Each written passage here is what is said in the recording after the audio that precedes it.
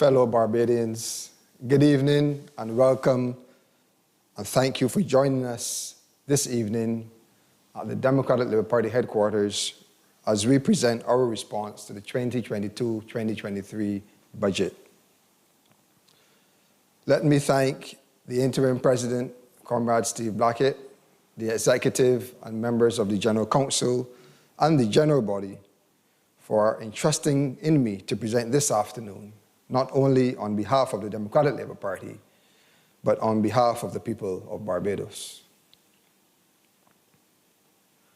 And as this is one of the first official public conversations that the party is having post-January 19th general election, let me say a very special thank you to the people of Barbados.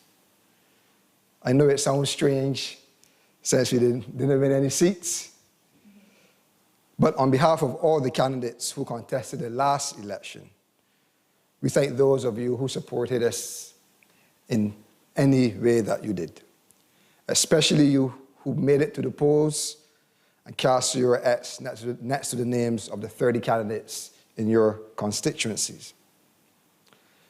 Yes, Barbados, we are in a rebuilding stage, and the Democratic Labour Party will rebuild. We intend to keep our ears on the ground, be responsive to your needs, and to again form a bond with you. Furthermore, our mission is to work with the people of this country and together shape a vision that can take the country and, more importantly, the people of this country into the future for many generations to come.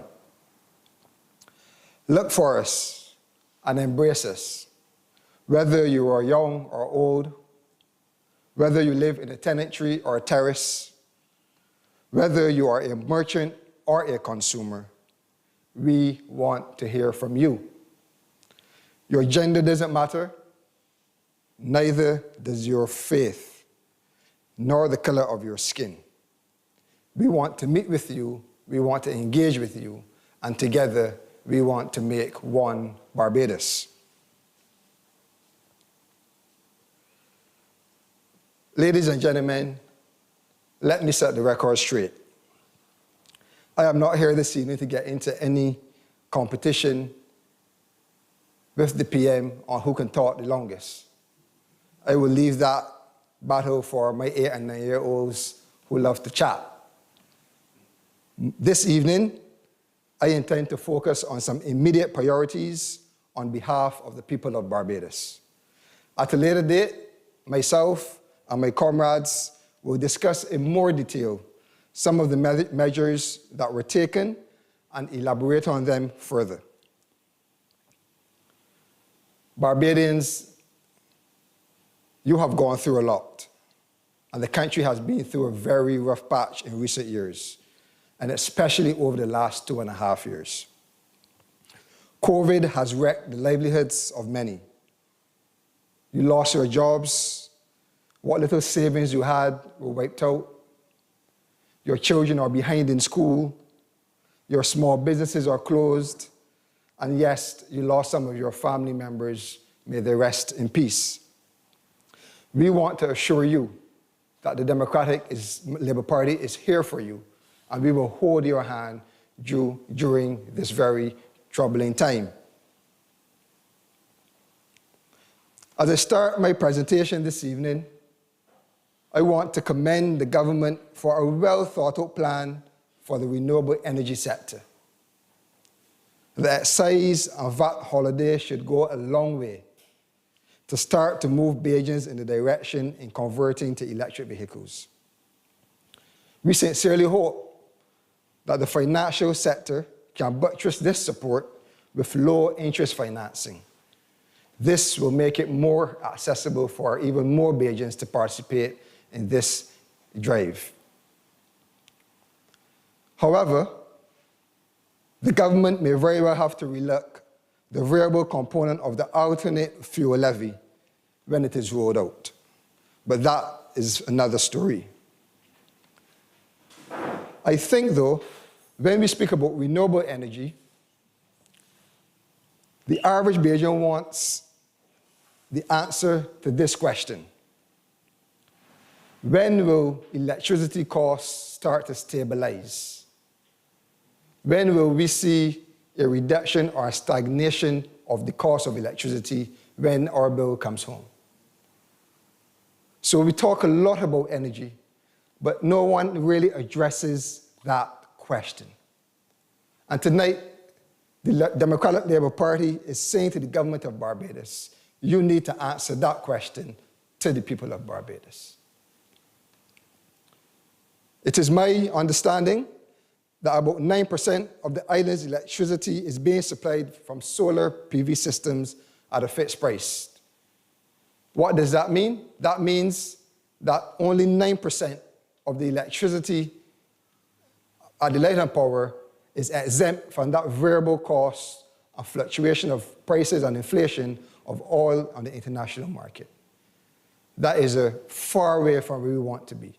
So I'm saying to the government of Barbados that given the aggressive targets of 50,000 rooftops with solar panels over the next 5 years, given the significant investment that we are seeing in renewable energies, you should be identifying clear goals to the people of Barbados on where we should be year after year, so that we get to understand what we can expect from a light and power company when we open our bills.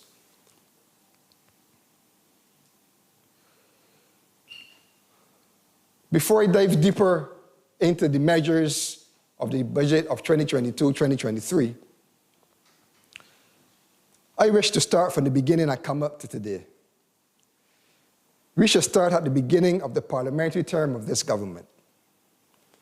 We need to set the context so that we understand the type of policies that they have been rolling out from day one.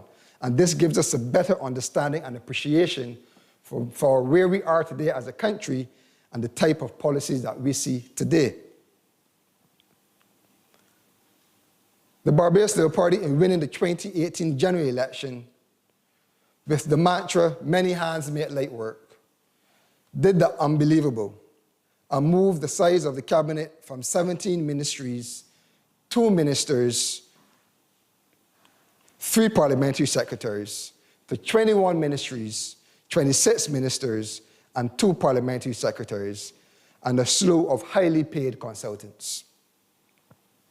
We understood that the cost to taxpayers is roughly about $23 million a year. And even in this recent dispensation after the January 19, 2022 general election, we have seen an attempt to continue in this vein, but this time not so blatant, in camouflage. In truth and the fact, the spend can be the same or even more with the appointments of a deputy prime minister, 3 senior ministers. And do we understand what a senior minister is? Do we understand what pay a senior minister gets? In addition, there are a bereft of chairmanships of special committees for almost every member of parliament who have not been assigned to a ministry directly. Ask them to present the wage bill for the elected members of parliament so you can see for yourselves. The next thing they did is that they introduced a BERT program. There were 2 flagship programs of the Barbados Labour Party government. One was the BERT, the other was the BEST program. I will get to the BEST program later. But the BERT program was introduced to reprofile the government debt, a so-called homegrown program called the Barbados Economic Recovery Transformation Program, approved by the IMF, introduced to reduce expenditure, raise revenues, and help the country to get out of the then current situation it was in. And while most would agree that this was well-intentioned, sometimes, as the old people say, it is not what you do, but how you do it. The first error of the government was to employ a company called White Oak and overpay them to the tune of 54 million Barbados dollars. Your hard-earned taxpayers' money. I am not just raising this as an issue to rehash. I am putting it in the context that the $54 million was spent to restructure $7 billion in debt, when Greece paid the same $54 million to restructure $280 billion in debt. Let me repeat that. We paid $54 million to a company to restructure $7 billion of debt. Greece paid $54 million to restructure $208 billion of debt. So little island, big Barbados, paid the same that Greece would have paid to restructure the debt, which was 40 times greater than the Barbados debt. Ladies and gentlemen, these things are important for you to understand, as although this government is in its second term, they've only been in office for less than 4 years. So everything that I say here is quite relevant. But this decision put Barbados out about $20 to $26 million that it would have saved if it had renegotiated a better deal. Furthermore, we are not even au fait with the selection process of the company that was chosen. But this reminds us of a more recent experience where Barbados had committed to pay about 8 times more the cost of vaccines from an unregistered company that had no permission to sell vaccines anywhere in the world.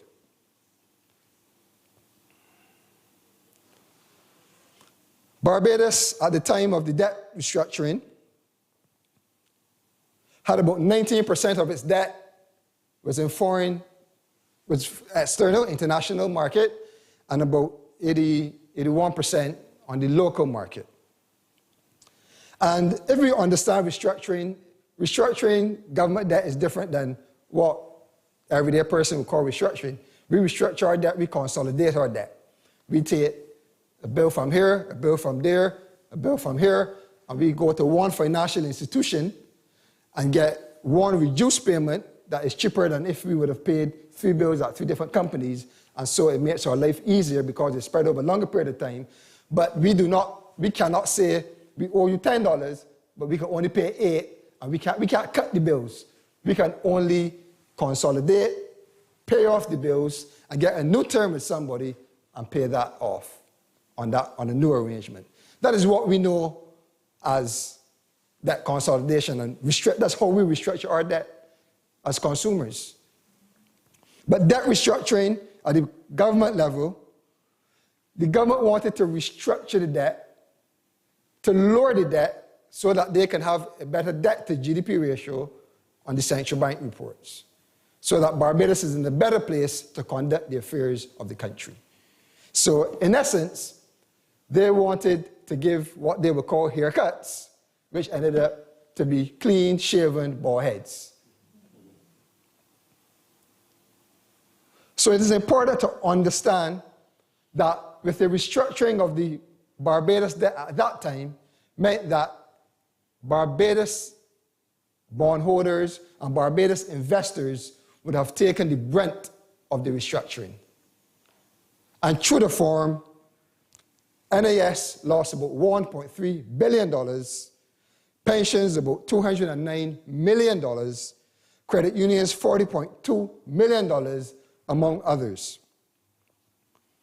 Ladies and gentlemen, this is the same NAS that there was much talk about yesterday, about restructuring, about taking it into as an SOE, etc. But ladies and gentlemen, early in January, the last published actuarial report done on the NIS fund stated that on a worst case scenario, the fund could be depleted in 19 years due to government's debt restructuring. I will say that again. The last published actuarial report done on the funds stated that on a worst case scenario basis, the fund could be depleted in 19 years due to the government's debt restructuring. So I am saying to you that the challenges that the National Insurance Scheme is having today is not only as a result of COVID, but it is as a result of the actions and policies of the Barbados Labour Party government since coming to office 4 years ago. And that assessment is based on their pre-COVID assessment of the fund at the time. So when they try to sell you anything on the NAS, ask them about the $1.3 billion of all of your money that was contributed, that was written off. Ask them also, how much money did the Barbados Labour Party government borrow from the National Insurance Scheme since coming to office in 2018? We cannot ignore the fact that yesterday in the budget, in January of 2023, workers are asked to pay more to the National Insurance Fund to help replenish it. So again, I stress to you that my story of the past, you are now asked to pay more to contribute to the National Insurance Fund because of the mismanagement and the hard decisions that this government took as soon as coming to office without any consultation, without actually telling and advising Barbadians and taking them on the journey with them so that they understood what had to be done. But I will get back to NAS later on in my presentation. Then there was a move by this government to shift the tax burden from those that were making money to those that were making ends meet. And that is a reality. But why do I say this? Because the government introduced 5 measures to collect revenue from the people and households of this country. They increased bus fares, introduced a health levy fee, collected again through the National Insurance Scheme. A garbage tax and a sewage tax was collected through the Barbados Water Authority. A fuel tax was implemented to replace road tax, and that was collected through the gas stations. And why do I say shift?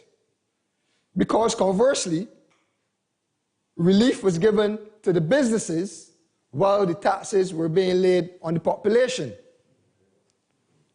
$1 billion of VAT was written off by the BRA that was owed to them of VAT collected from you, the citizens of this country, paid into these organizations, but not handed over to the government of Barbados. Written off. And to make matters worse, they removed the NSRL tax in July of 2018. And for those who wish to say the removal of the NSRL tax was a way of reducing the prices on the shelves, I say to you that while I cannot account for every item, I can account for the numerous concerns raised in the public that prices did not come down. And I can also testify when I refer to the retail price index for the period July 2018 to December 2018, when month to month, the price of the food on the retail price index rose month to month. And at the end of the year, there was an overall 5% increase when we compare the prices to December of 2018 compared to July 2018, when the NSRL tax was lifted. So that is what I mean. That is what I mean when I say the tax burden was shifted, because here you are giving tax relief to one group who were delinquent in one way, and then who did not pass on the savings to the consumer in the other way. But then households and taxpayers were asked to carry the brunt of the weight with 5 new taxes to support the government's agenda. But again, this is relevant. I am not rehashing stories because I want to bring back memories. The issues of the day, yesterday, in the budget, measures were announced to put some money back into the pockets of the same group who withheld its savings from you. The government has given the power to control the cost of food to businesses once again. They will use their discretion now to determine if they pass on, when they pass on, and how much they pass on. It is as simple as that. Nowhere in the presentation by the Minister of Finance and the Prime Minister did she try to convince us that we will get any benefit. Publishing price controls every 2 weeks so that we know who has the more reasonable prices doesn't help us.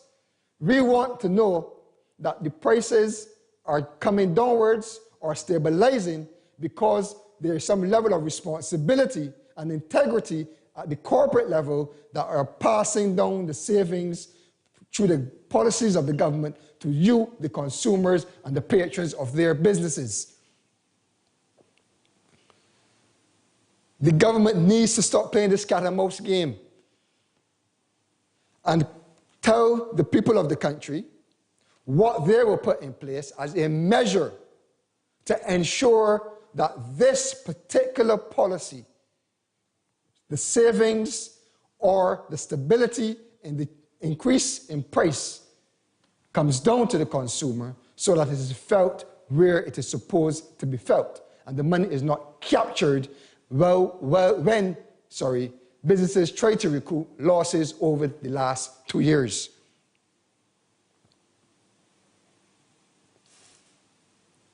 We will be tracking closely, the Democratic Labour Party will be tracking closely the movement of prices down, given this initiative to cap the duties, or to cap the duties and taxes on the VAT of imported products back to pre-COVID-19 levels of the freight costs. And again, I tell you, ladies and gentlemen, it is important to remember these things, because the government should not be allowed to come and paint a one-sided story. We are here to provide the balance, and we are here to provide the alternative to what policies that they may put out that we don't necessarily agree with, and that will be detrimental, in our opinion, to the people of Barbados.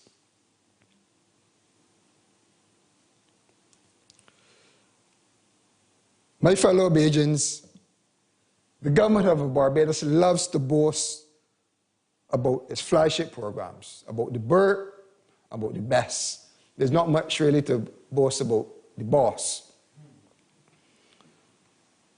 But the BESS program was launched again by the Barbados Labour Party government, the Barbados Employment Sustainability and Transformation Program, launched in 2020 to give you a clear idea for the purpose and objective of BESS. I will read the guide issued by the government. Government has come up, and I quote, government has come up with a plan that gets the tourism sector back whether or not tourists return. Furthermore, the plan uses the time to move our tourism product to something better so that when the tourists do return, the sector can employ more people with more training and better wages. End of quote. And it goes on to say, under the BEST, the government will invest in tourism firms to fund the re-engagement of employees at 80% of their December 2019 earnings, up to the NAS earning limit for 24 months.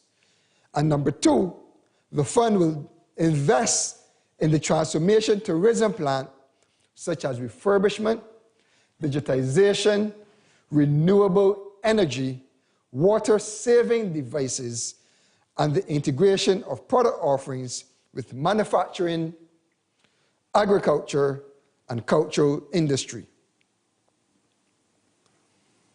Again, the Democratic Labour Party commends the government with the initiative.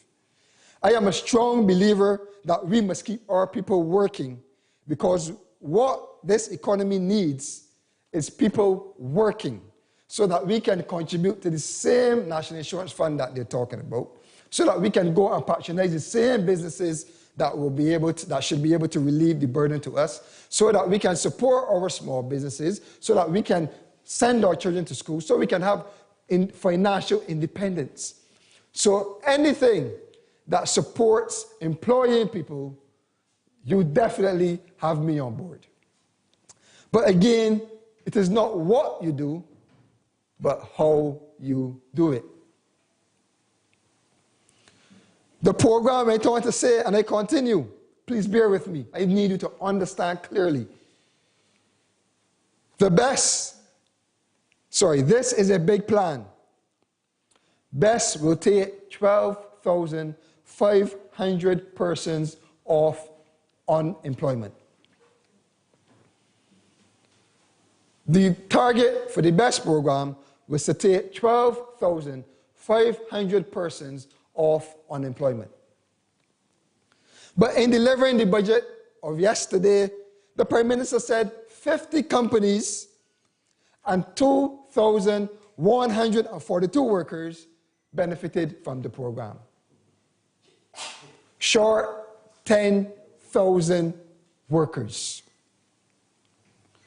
She also alluded to the fact that the uptick in occupancy, etc., so it is a wait and see how the businesses will respond in terms of continuing in the program.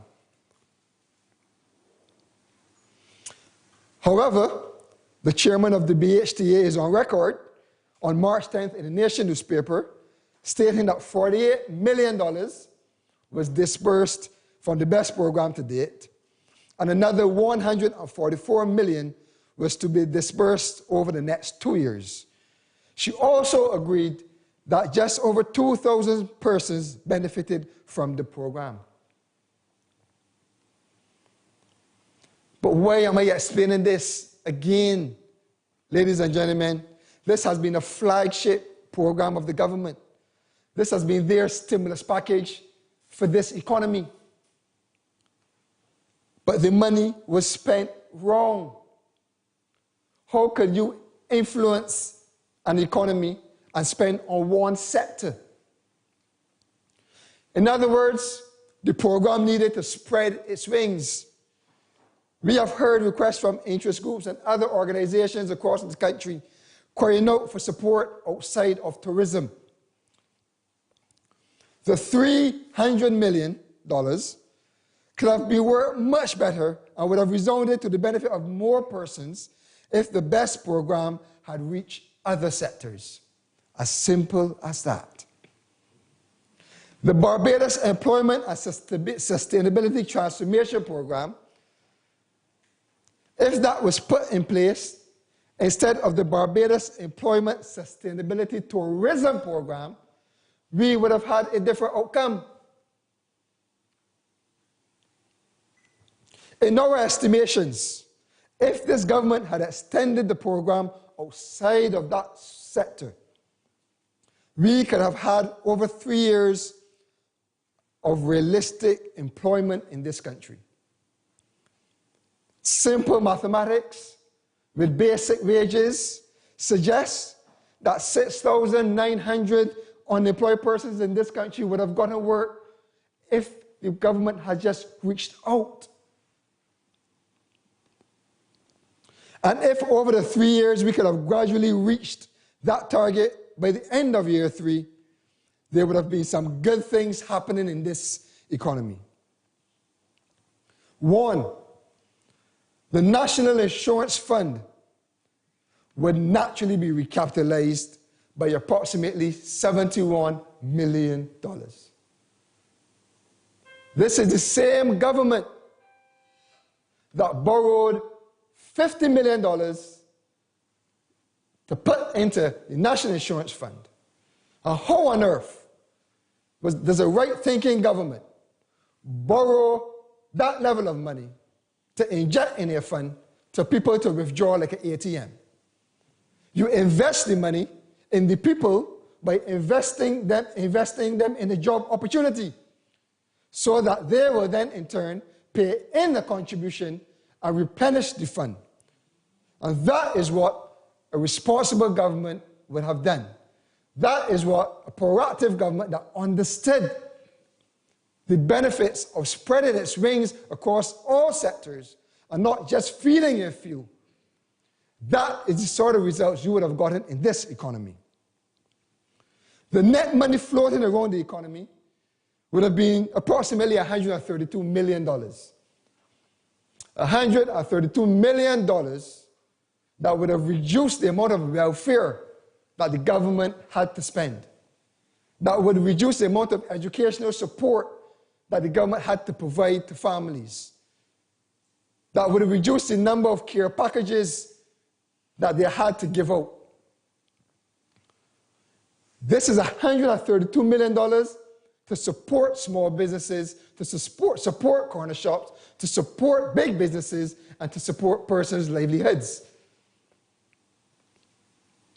6,900 jobs would have been created. And by now, employers would have started weaning off of the program. While most jobs would have been retained, some would have been lost, but some would have been retained, since the level of economic activity would have risen and the requirement for human resources would have become a priority for businesses. But that is not all that would have happened. If the government would have spread the program, they would have had an uptake in VAT. They probably could have had an uptake in corporation tax as more money was going into businesses and more money would have funneled back to the government of Barbados. Additionally, an increase at the ports with duties and excise as consumption would have increased. We would have naturally created entrepreneurship activities because the corner shop that remained closed during COVID would be able to open because you could have now walk up the gap and get some fish and chips, buy a rum. The person that could not stock their store anymore would have been able to get back on track by putting money in the economy, putting money in the hands of the people in Barbados, not in businesses to make them more profitable while poor people suffer. And this is not a tit-for-tat scenario. We support the tourism sector, and we want to see it thrive. All we are saying is that the government should spread its wings and use its financial resources to make sure that everybody is carried along. As simple as that.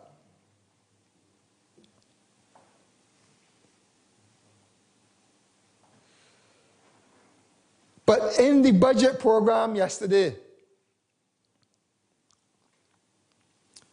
did you hear anything from the Prime Minister and Minister of Finance about the 16,000 persons in Barbados that are actively looking for a job but cannot find employment?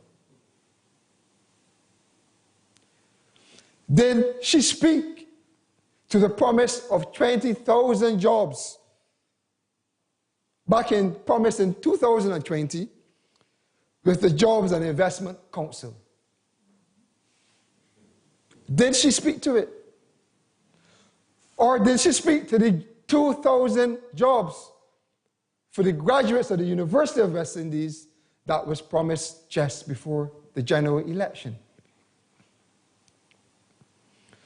And when we speak about job opportunities and the youth, The youth are not only good for the political jobs, which I will get to. They're not only good to do the ash work and the school monitor work. There's a set of people in Barbados that can do different types of work. And we've sent them to university so that they can come out and add value to the economy. And when the government of Barbados cannot recognize what value students can add, we have a problem. Because we have a small business sector, which I will expand on later on, but I will make this point now. We have a small business sector, micro and small businesses, who sometimes don't know head or tails how to handle the affairs, the technical affairs of their business, and need technical support. We have thousands of UWI students coming out from university. The Democratic Labour Party is willing to put these university students at work, whether at home or whether in an office fixtured with computers, laptops, printers, IT infrastructure to support our micro and small businesses. We have graduates who are accountants, marketing specialists, IT specialists, legal experts, general management, operations. But these people are not being put to use. But yet we have a budget of yesterday talking about growth, but it doesn't understand the contribution that our people can make to help to grow this country. We cannot only grow by taxation. We have to use what we have, our human resource capacity. Young people are not only good for election campaigns, they have a role to play. And the Democratic Labour Party will ensure that they play that role. But the government, again, in raising the national insurance ceiling come January 2023, will mean that you will be contributing again to the national insurance scheme that they had depleted, worth of $1.3 billion. If we put these UWI students to work, we can start to get them a little stipend. And they will rotate in and out of the program so that we have batches. There's a continuity for the small and micro business in technical support, but these students use it as a platform to move on. And they can even create consulting businesses for themselves, but that will be their give back for their UWI at the KFO campus. So there are things that we can do. When we are asking persons who are working hard, making ends meet, and we can isolate them and pick them out and say you are better off than the other person because you make a certain salary. These people have mortgages, children, vehicles. They have a certain standard of living to maintain as well. So you cannot isolate a person and say you can afford it and you can't afford it. So to introduce a pandemic contribution levy of 1% on the small population of the working force is a step backwards. I don't think the minister identified how much revenue she would have earned from it. But we could have earned that revenue someplace else. So to have another income tax to these people who have their livelihoods too. You can't say that because a man worked for X amount of money that he could afford 1%. Well, let the MPs take out 4% of their salary then. But that's the only right thing to do. Let's estimate if somebody earning $6,250 a month can earn 1%. A senior minister and a deputy prime minister can afford 4%. Straight and plain. This is a definite flaw in how this government is planning to deal with the current issues of today. 3.5 hours, repeating in my head everything I heard in 2018, in 2019, in 2020, and in the throne speech of 2021. We went from 10,000 houses of a target to 1,200 this year. But ask the question, the houses that were imported from China for the hurricane, are they even built yet? Or that's part of the 1,200? Pie in the sky, hopes and expectations. We have seen past it. And I know you, the people of Barbados, have seen past it.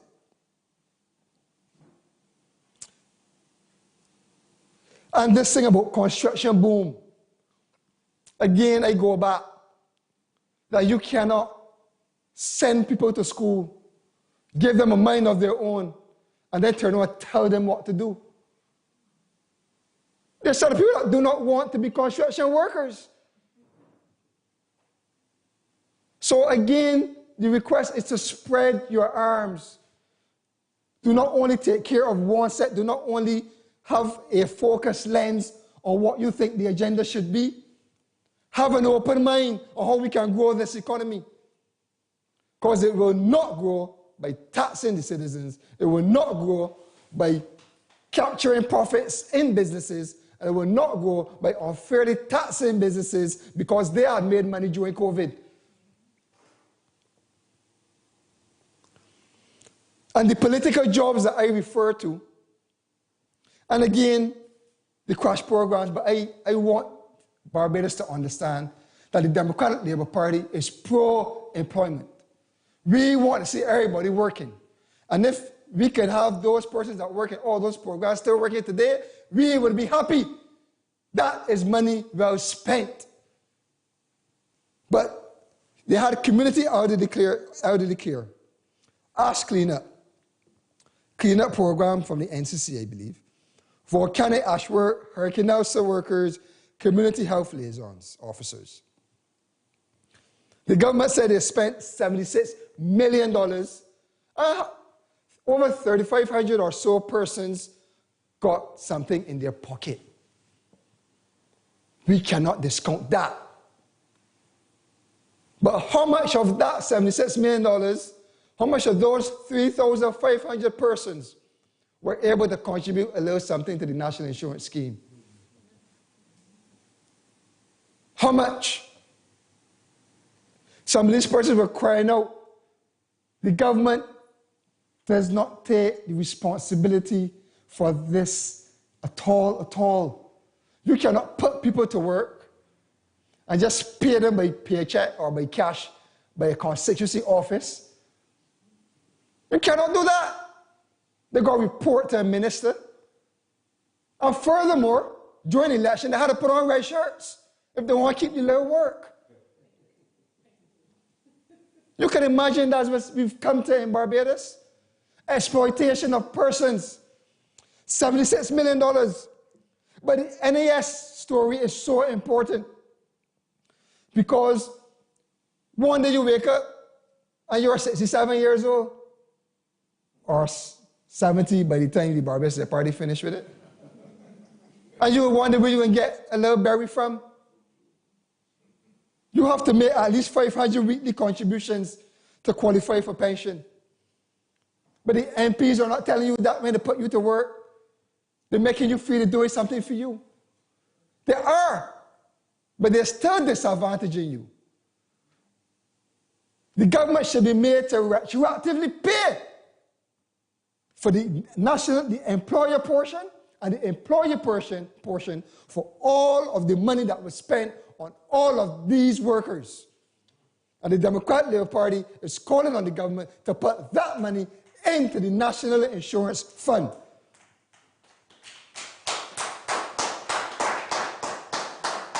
$15 million. You can find it. You can find it. Start to calculate the consultants. Start to calculate. And the conversation about paying staff, paying employees, civil servants, we cannot get this done yet. And I know there's been a problem for years across administrations. But it has to come to an end. It has to come to an end. We have members of parliament who get in excess or close to $30,000 in the household from the government because their spouse is in a big job. But they don't have to look twice in their bank account on the 25th of the month or the 21st of the month whenever payday is. But all workers are asked to carry the burden for 3 or 4 or 5 or 6 months. It is unfair. Don't just mention it, Prime Minister. Say what you are going to do about it. The Ministry of Technology needs to get to work. Never do a full, they never complete anything yet properly. Start it halfway so that they can stamp it as an accomplishment. You still got to go and line up in the hot sun to get your certificates and all these things. It is ridiculous. You can pay online, you can register online, but you got to send down a check to the office. You imagine you submit a VAT claim. You do the return online, fill out the return form, indicate if it's a check or a credit card, and then you got to get up from your office, get in your car, and drive down to the VAT office to make the payment. And that don't make no sense. They could as well take the whole paper, slip, I carry down, the same thing.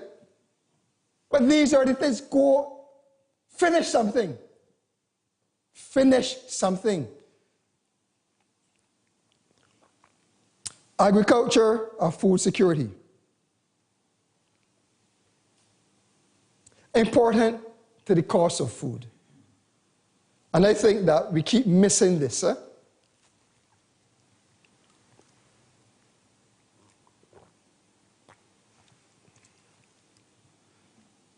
We focus our efforts on what we import.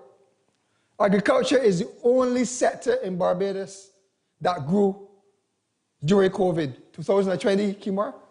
2020 it grew, I think 1%. Since then, as the economy opened up, back down the chute. Now a Russia-Ukraine war, we're talking about food security again. But this time, we're talking about food security outside of Barbados. So, reducing the price of water, yes, we welcome it. We are happy for the ease of the farmers.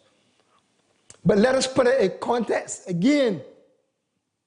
Because they come into office in 2018, the first thing the government did was to carry the cost of water to the farmers in this country. So this is to reverse that wrong. They are no better off. They are back to square one. So we are putting these things in context for you. We're happy that the pig farmers, the poultry processors, the dairy farmers can get this ease. But again, we remind you that you are now getting them back to where you found them. Let us work on the scarcity of the inputs to farming.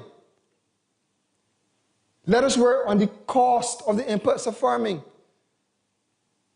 I am told that every 2 weeks, the cost of fertilizers and seeds go up. These are the day-to-day challenges.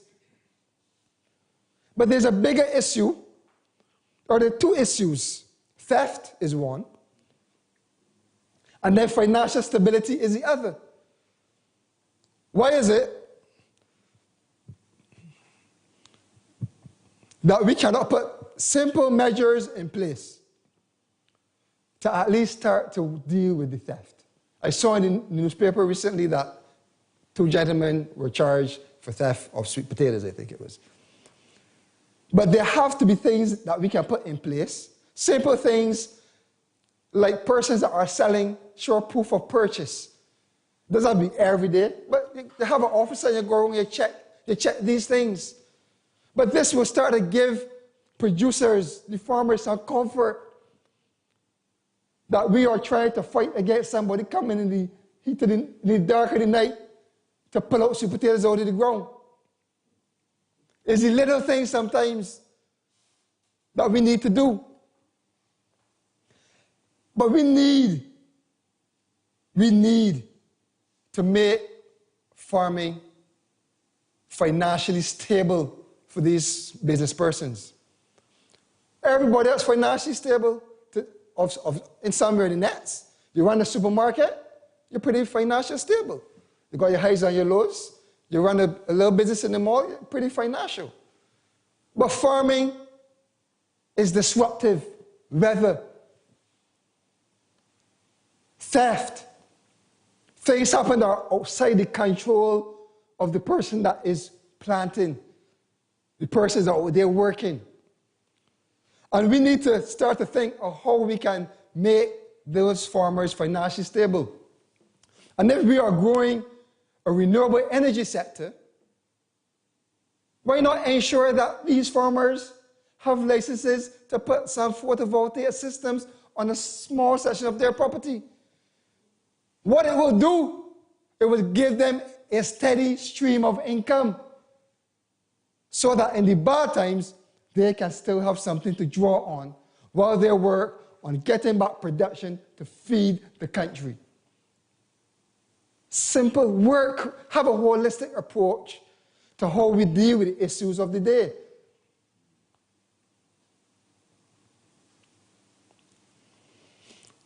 Let us talk about the price of fuel.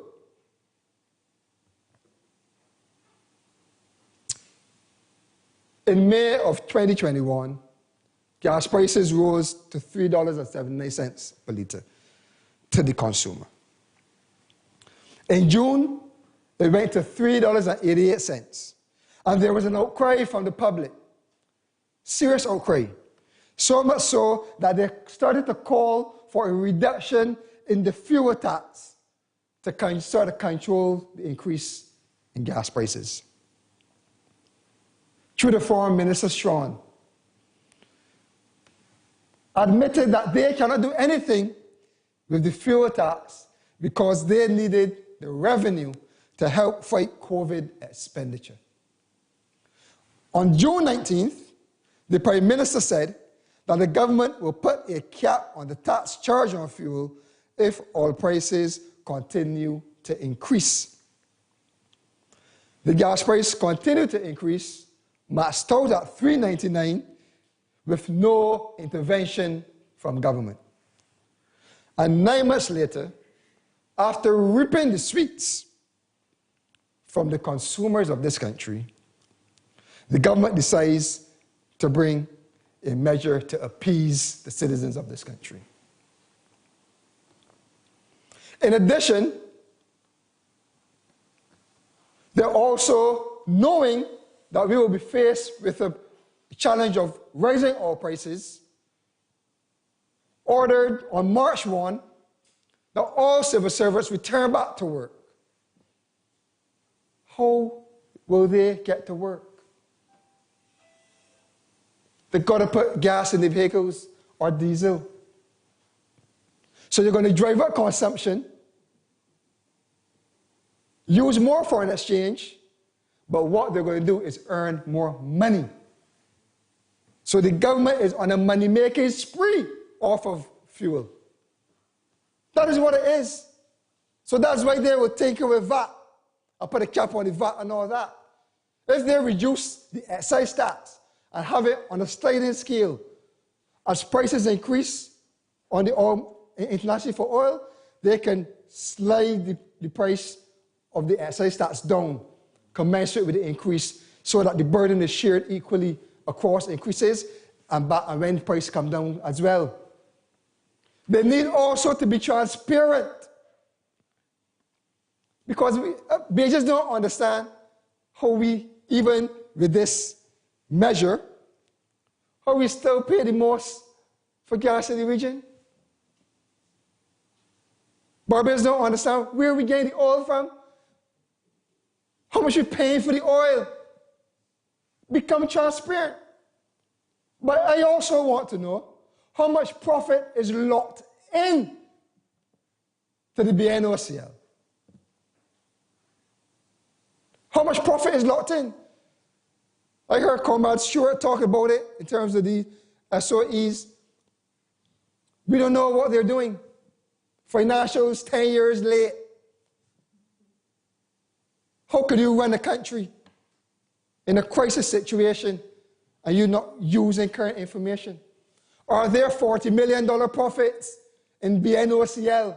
And what is the government doing with the money? That is what we want to know. Because we want to measure the consumption in liters, divide it by the profit, get out the price per liter that they make it up there, and deduct it so that consumers get a break.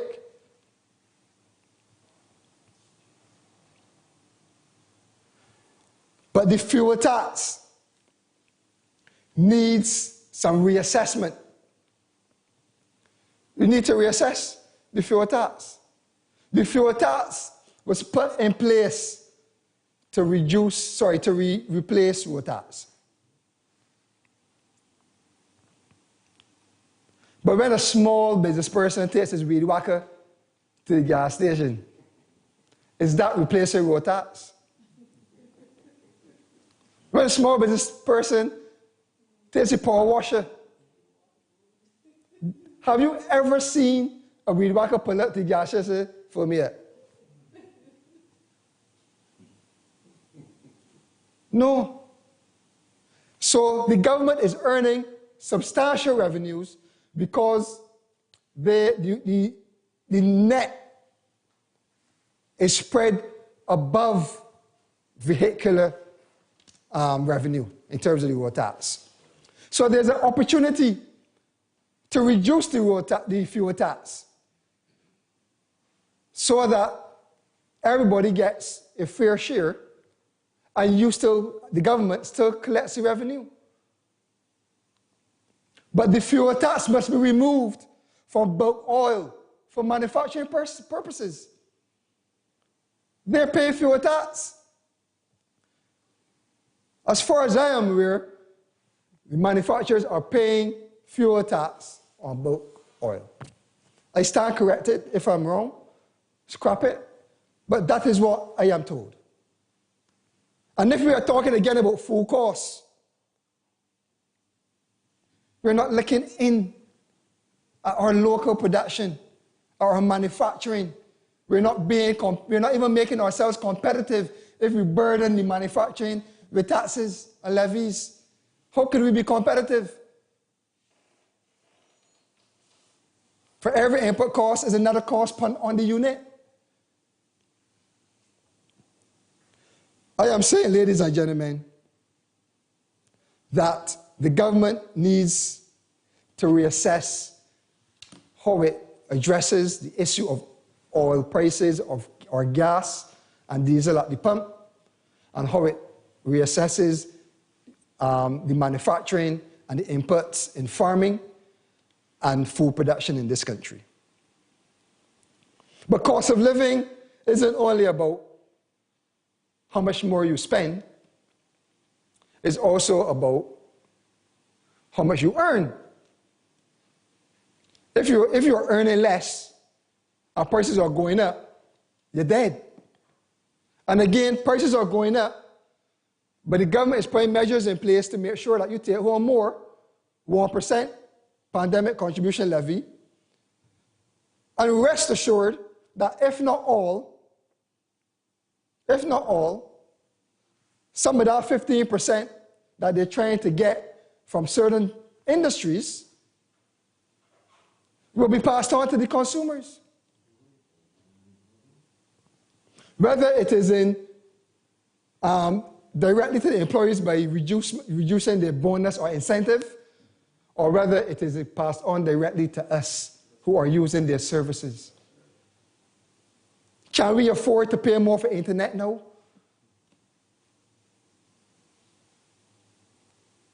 Can we afford to pay more to top up our phones? So it is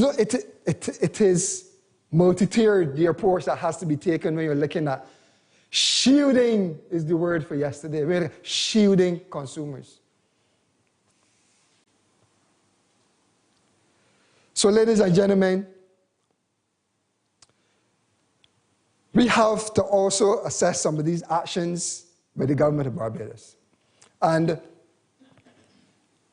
the 15% tax on the telecoms, the petrol dealers, commercial banks, and life insurance industry, we have to ask the question, is it a start to move up the corporation tax to 15 cents in anticipation of the global minimum tax rate? We have to start to study these things because we have to look at the implications of everybody moving from 5%, threefold, up to 15%. And what that will mean for us who have to patronize these businesses. That is the conversation about the cost of living that we are not hearing.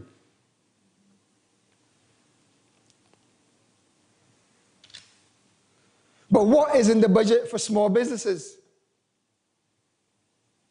I am liking the idea of the micro leasing for small businesses that was positioned yesterday. I like that idea.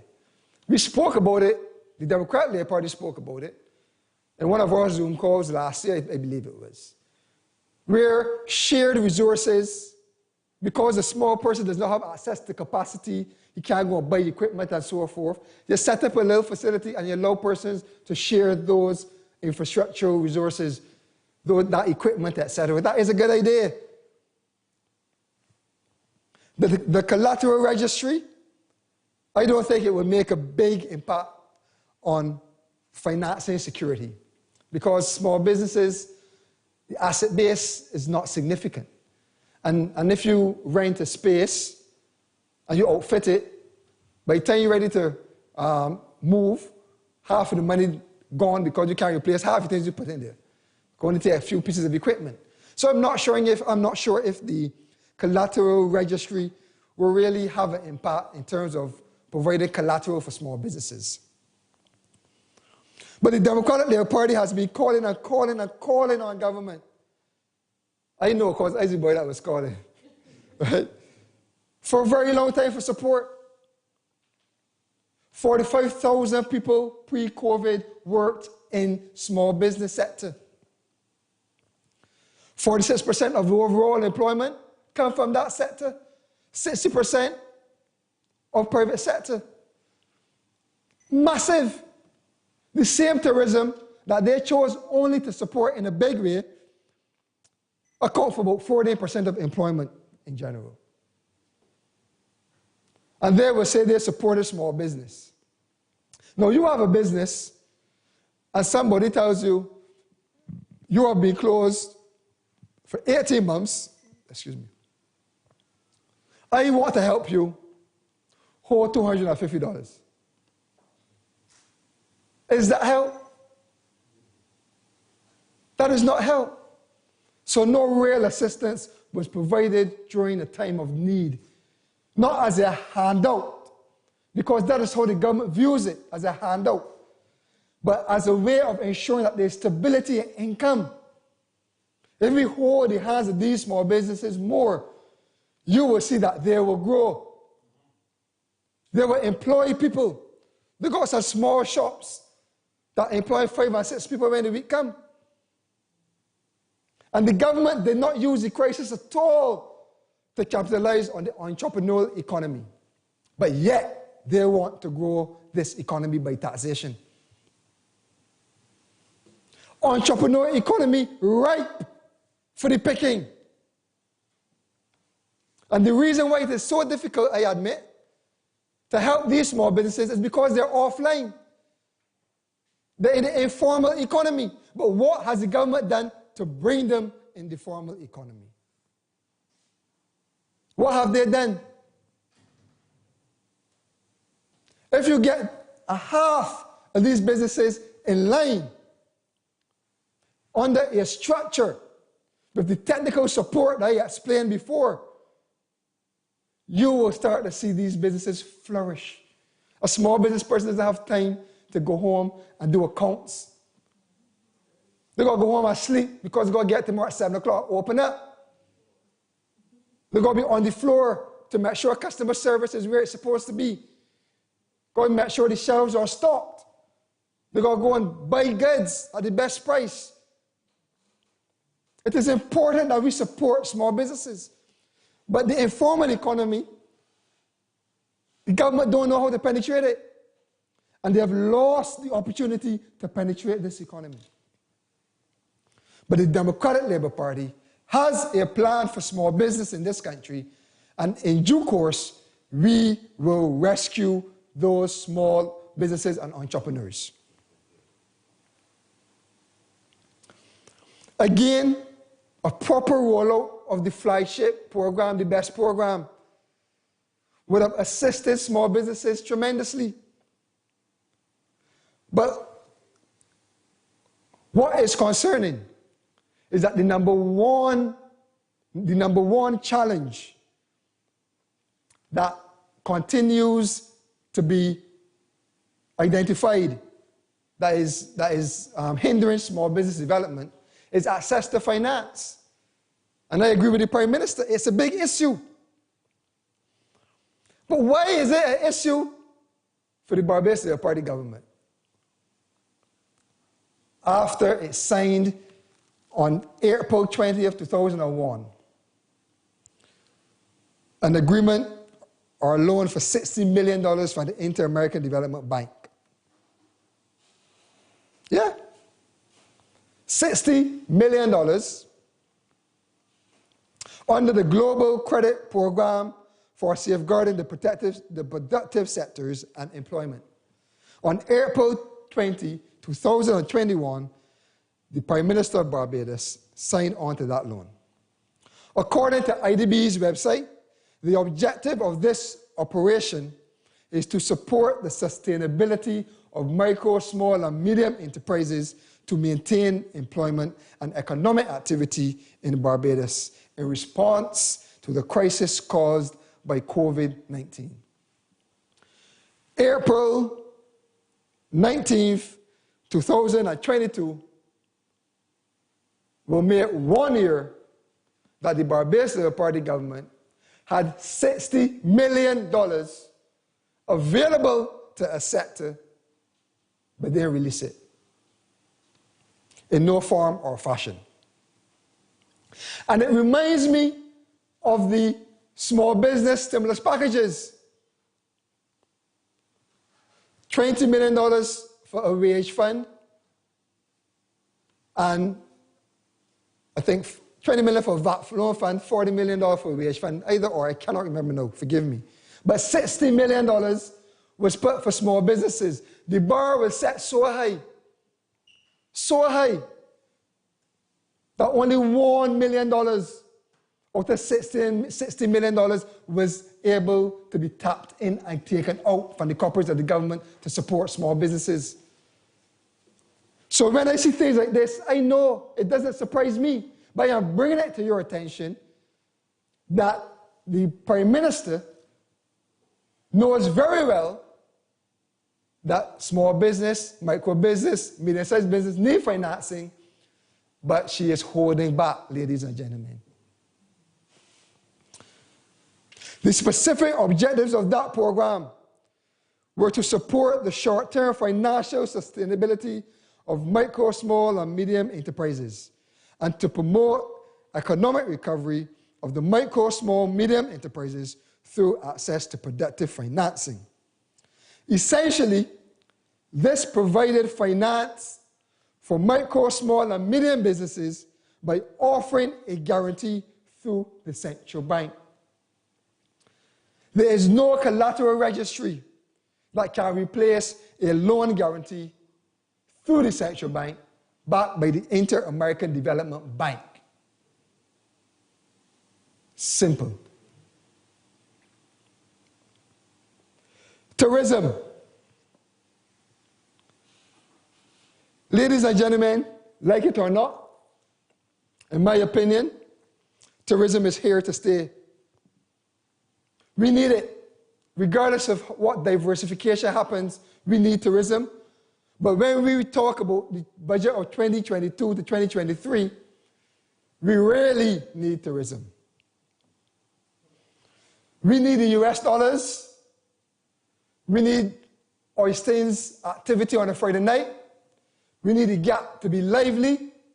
We need the corner shops to get some foreign exchange when patronized by the tourists. We need the taxi men to earn $1.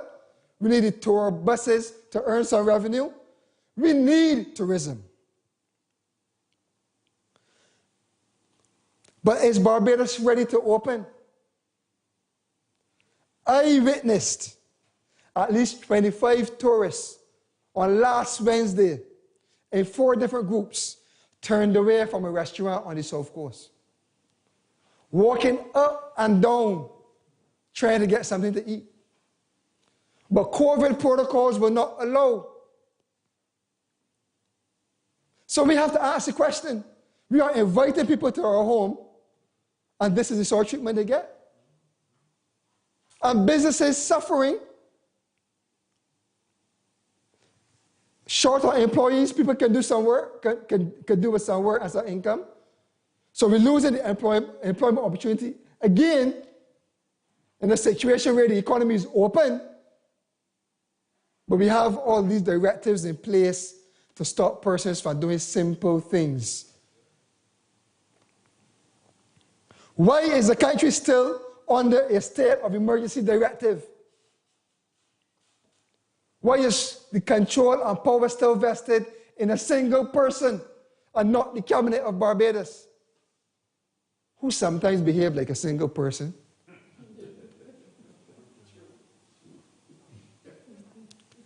But apart from that, what is happening in the tourism sector?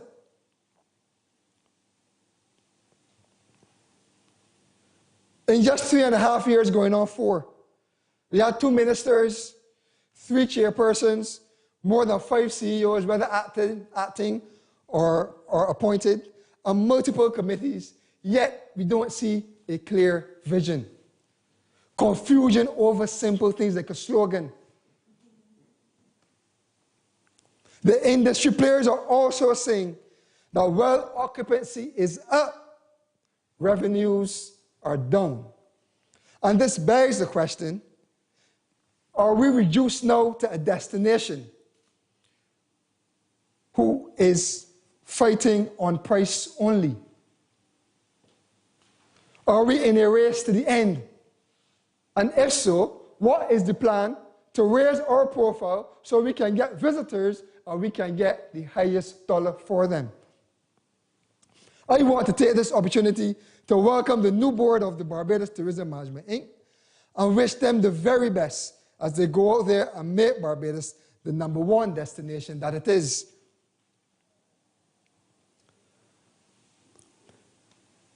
Barbados, as I said, there is a lot to talk about. And we will be back in other forums. President, we will continue the discussions with you. The budget was a race to rattle off every single thing that they think was relevant or could deviate from the issues that Barbados face. I don't have time to do that. We will talk about other issues and elaborate on them in due course. The DLP will take its time and it will respond to the issues of the day. And we look forward to coming to you very soon with another discussion. I want to thank you and have a wonderful evening.